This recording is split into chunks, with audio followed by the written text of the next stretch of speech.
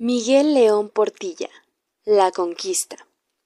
En la década de los 70, grandes figuras de la literatura mexicana escribieron para el CONAFE 23 textos infantiles para conformar la colección Colibrí. En 2014 se lanzó El viaje del colibrí, edición conmemorativa con nuestro sello editorial para reunir los 5 mejores títulos. Lamentablemente, estos libros nunca habían llegado a sus verdaderos destinatarios, las niñas, niños, adolescentes y jóvenes de las comunidades más pobres. Hoy, con enorme agradecimiento a estos autores y por instrucciones del secretario de Educación Pública, Esteban Moctezuma Barragán, presentamos esta nueva edición de El viaje del colibrí y la hacemos llegar a los menores que el CONAFE atiende. Estoy seguro que esta es la mejor forma de honrar a estos queridos autores y beneficiar, como es nuestra misión, a las niñas, niños, adolescentes y jóvenes de las zonas más marginadas del país. Cuauhtémoc Sánchez Ocio, Director General. En Tenochtitlan, un día se corrió la voz. Habían llegado unas como torres o cerros pequeños flotando por el mar. En ellos venían gentes extrañas, hombres con la piel clara y barbas largas. Moctezuma, nuestro señor de Tenochtitlan, estaba preocupado por hechos extraños que había soñado y se afligió aún más con estas noticias. Consultó a los sabios. Según los códices, había presagios de que por este tiempo iba a regresar el venerado dios Quetzalcóatl, pues al partir muchísimos años atrás así lo había anunciado. Nació en Moctezuma una duda. ¿Era esta la gran, esperada llegada de Quetzalcóatl? ¿Regresaban los dioses? Mandó embajadores a la costa para conocer a los recién llegados, para conversar con ellos y agasajarlos. Les envió maravillosos regalos, un disco de oro y otro de plata, con figuras del sol y la luna, joyas y piedras preciosas, muchas mantas y un traje ricamente bordado, por si fuera necesario engalanar al buen Dios. Los embajadores se acercaron en canoas hasta los barcos, subieron y allí conversaron. Hablaban distintos idiomas, nuestros embajadores el náhuatl. Los blancos, quienes más tarde supimos eran españoles, la lengua llamada castellano. Los acompañaban los intérpretes Malintzin, una joven indígena que hablaba las lenguas maya y náhuatl, y Jerónimo de Aguilar, un náufrago español que conocía el maya. Los españoles quisieron impresionar a los embajadores y dispararon los cañones y unas armas más pequeñas. Las llevaba cada uno y se llamaban arcabuces. El estruendo de los disparos causó pánico entre los embajadores. Nosotros no conocíamos las armas de fuego. Luchamos con flechas, con lanzas y con los macahuit, una especie de garrotes con pedazos de obsidiana incrustados. Esta piedra tan dura la tallábamos para hacer puntas de flecha y joyas muy hermosas. Los españoles, por su parte, recibieron con gran contento los regalos de oro. Trataron con amabilidad a los mensajeros, quienes regresaron presurosos a Tenochtitlan para informar a Moctezuma. Le mostraron las pinturas que habían hecho de los españoles y le dieron noticia de cuánto habían visto. Moctezuma se tranquilizó más. Era difícil saber quiénes eran los extranjeros. Quizá fueran los dioses benignos, pero también podían ser solo enemigos. ¿Cómo saberlo? Moctezuma envió toda clase de magos y brujos a la costa para impedir que los de piel clara y barbas largas se acercaran a México Tenochtitlan. Los españoles, sin embargo, desembarcaron y emprendieron una lenta marcha hacia nuestra ciudad. En el camino se alieron con algunos pueblos y pelearon contra otros. Los tlaxcaltecas, con quienes los mexicas manteníamos de tiempo atrás una guerra permanente, enviaron antes a un grupo otomí para probar la fuerza de los que llegaban. Al ver que los otomís fueron fácilmente vencidos, los tlaxcaltecas prefirieron hacer la paz con los españoles. Los recibieron como amigos. El viejo señor Xicoténcatl acordó la alianza con los recién llegados. Les contó que, camino a Tenochtitlan, en un pueblo cercano vivían los cholultecas, peligrosos enemigos. Unidos, tlaxcaltecas y españoles emprendieron la marcha. Llegaron a Cholula, ciudad amiga de los mexicas, donde existían muchos templos. El principal de todos era una gran pirámide tan alta que parecía un monte. Allí estaba el santuario del dios Quetzalcóatl. Nadie salió a recibirlos. Los de Cholula se reunieron en el atrio. Cuando todos estaban congregados, los españoles cerraron las entradas. En el gran patio, frente al templo, españoles y tlaxcaltecas juntos atacaron a los cholultecas. Cerradas las salidas, nadie podía escapar. Fue una matanza brutal. Algunos creen que los españoles, al no haber sido recibidos, temieron caer en una emboscada. Los mexicas decían que este sorpresivo ataque fue promovido por los tlaxcaltecas. La noticia de la matanza se difundió por todas las regiones, creando temor y tristeza en los poblados. Nadie se interpuso a los españoles. En el resto del camino, siguieron su viaje y, a poco menos de 7 meses de su desembarco, ellos y sus aliados pasaron por las faldas del Popocatépetl, rumbo al valle donde se encontraba Tenochtitlan. Después supimos que, al acercarse a la ciudad, se maravillaron. Lo que estaban viendo les parecía como un sueño. Entraron por la calzada de Iztapalapa. El pueblo los miró pasar montados en animales que no habíamos visto nunca, como venados sin cuernos, los caballos. Portaban armas extrañas y terribles, esas que habían descrito y dibujado los embajadores, y muchos de ellos vestían armaduras, trajes de hierro. Sus perros eran enormes y peludos, distintos de los nuestros. Con temor los vimos pasar. Eran gentes de otras tierras. No sabíamos de dónde venían ni cuáles eran sus dioses, o si ellos mismos eran dioses. No sabíamos qué querían de nosotros y de nuestra ciudad. Moctezuma salió a su encuentro, acompañado por todos los grandes señores. Por medio de los intérpretes Malinche y Jerónimo de Aguilar, se dirigió a Hernán Cortés, el jefe de los españoles. Señor nuestro, te has fatigado, te has cansado, has llegado a tu ciudad, a México Tenochtitlan. Así habló Moctezuma. Pocas ciudades en el mundo eran tan hermosas como la nuestra, con sus templos y palacios pintados de vivos colores en el centro de un lago, con sus calles y sus canales y sus casas bien construidas. En las canoas había músicos. Agasajamos a los recién llegados con regalos y guirnaldas de flores, y los alojamos en el palacio antiguo del rey Azayaca.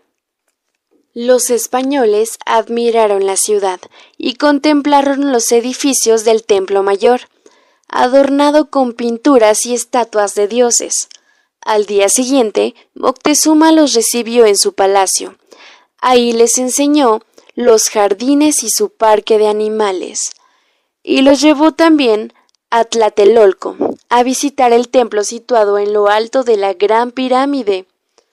Quedaron asombrados ante el mercado, el rumor de la gente comprando y vendiendo joyas, hierbas, trajes bordados, comida, plumas de pájaros de tierra caliente. Había toda clase de adornos y todo lo necesario para la vida de la ciudad. Mirábamos con sorpresa a los españoles y lo que éstos habían traído. los caballos, los grandes perros, las armaduras y los cañones, y nos extrañó su forma de comportarse. Parecían gente resuelta. Cuando Moctezuma les devolvió la visita, lo retuvieron y luego lo convirtieron en su prisionero. Los españoles, recorriendo el palacio en que vivían, encontraron el tesoro de Asayacat.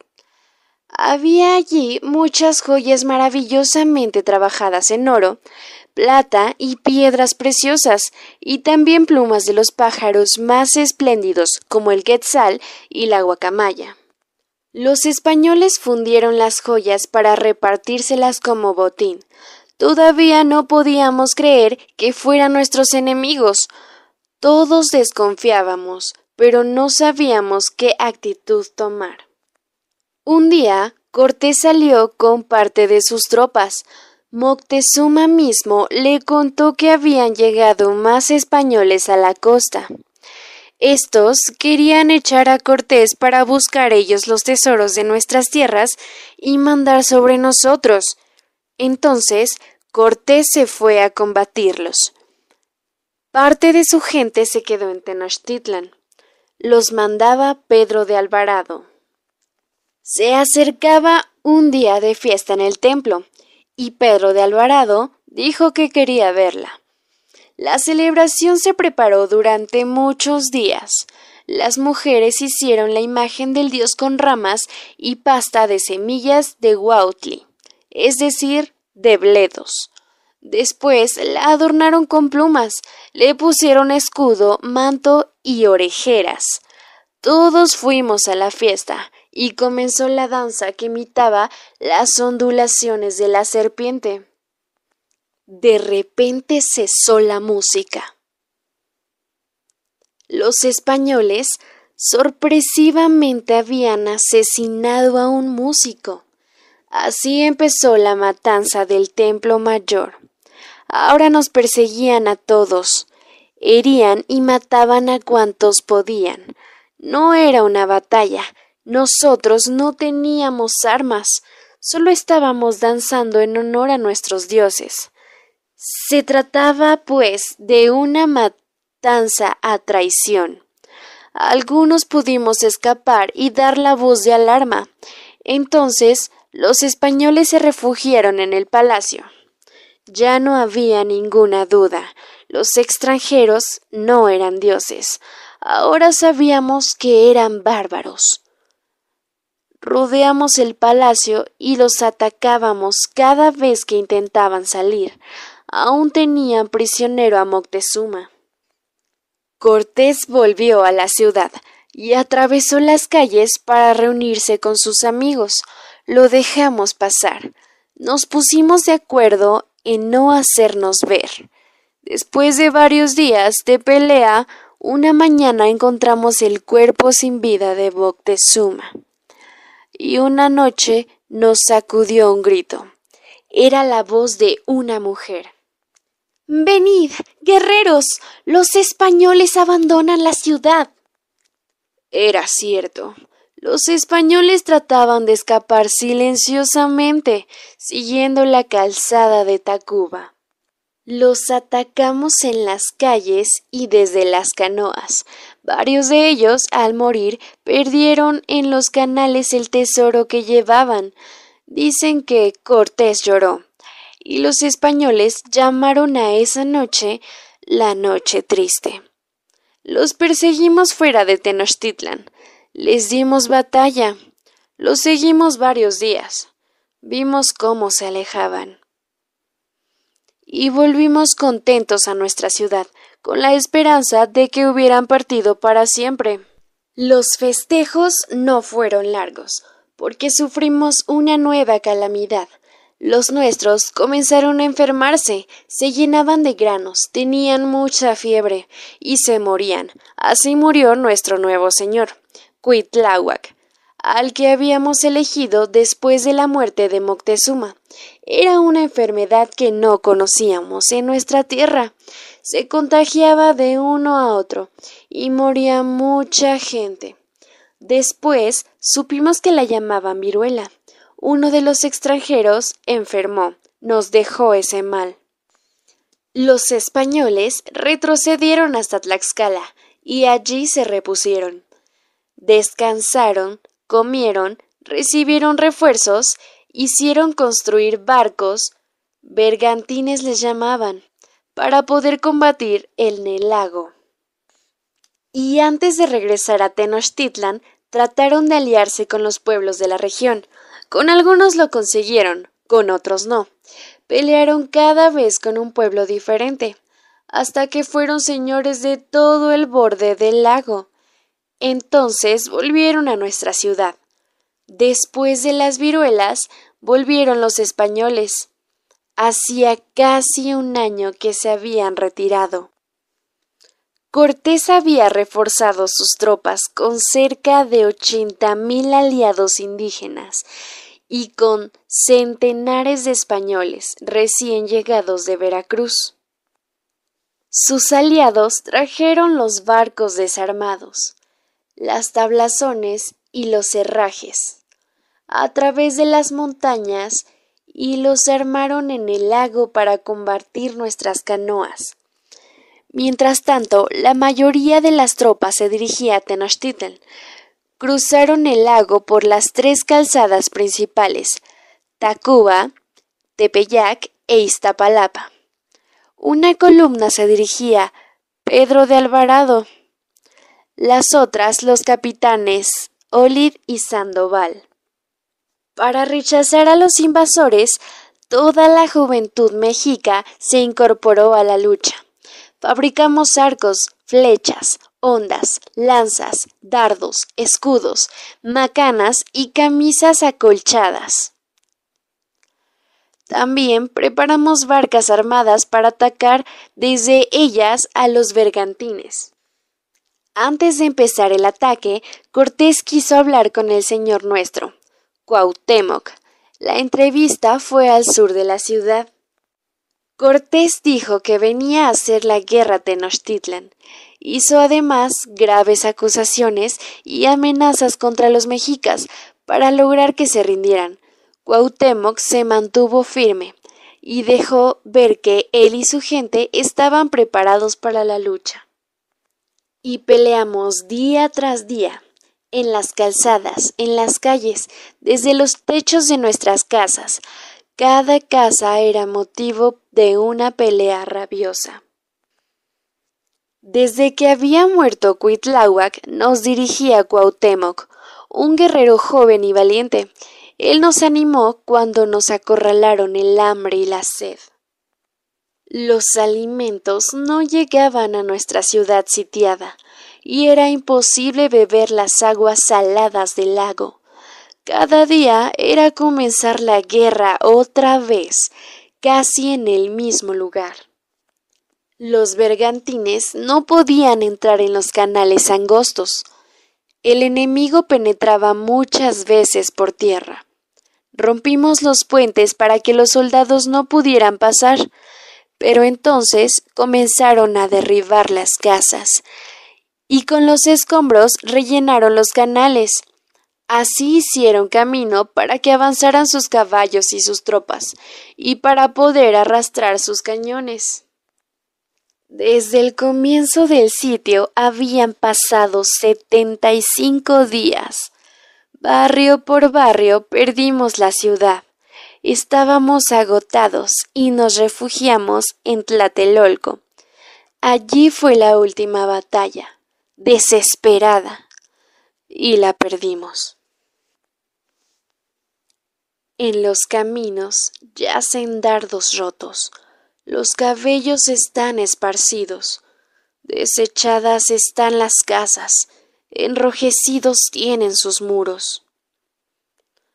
Gusanos pululan por calles y plazas, y están las paredes manchadas de sesos. Rojas están las aguas, cual si las hubieran teñido, y si las bebíamos, era agua de salitre. Golpeábamos los muros de adobe en nuestra ansiedad, y nos quedaba por herencia una red de agujeros. En los escudos estuvo nuestro resguardo, pero los escudos no detienen la desolación. Después, en nuestras tierras comenzó una nueva historia, diferente.